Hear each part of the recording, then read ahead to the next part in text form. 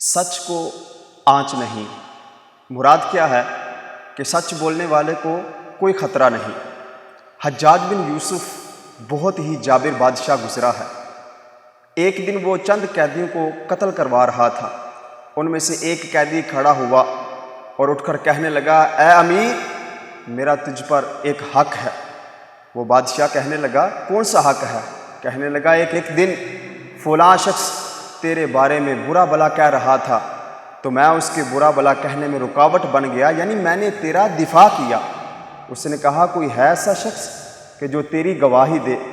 تو اس شخص نے اللہ کا واسطہ دے کر کہا کہ وہ شخص میری گواہی دے۔ تو اسی مجلس میں سے ایک دوسرا شخص کھڑا ہوا، کہنے لگا، اے امیر، واقعی یہ بندہ سچ کہہ رہا ہے، میں اس وقت موجود تھا۔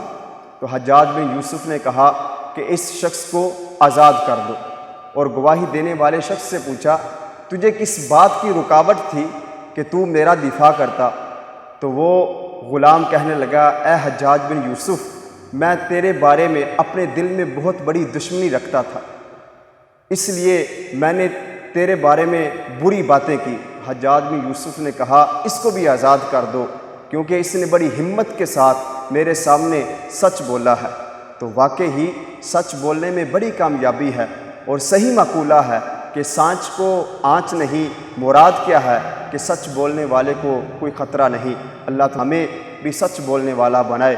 اور قرآن کی بھی آیت ہے، والذی جاء بالصدق وصدق بہ اولئک ھم المتقون۔ اللہ ہمیں اس آیت کے اوپر عمل کرنے والا بنائے۔ صلو علی الحبیب صلی اللہ تعالی علی محمد۔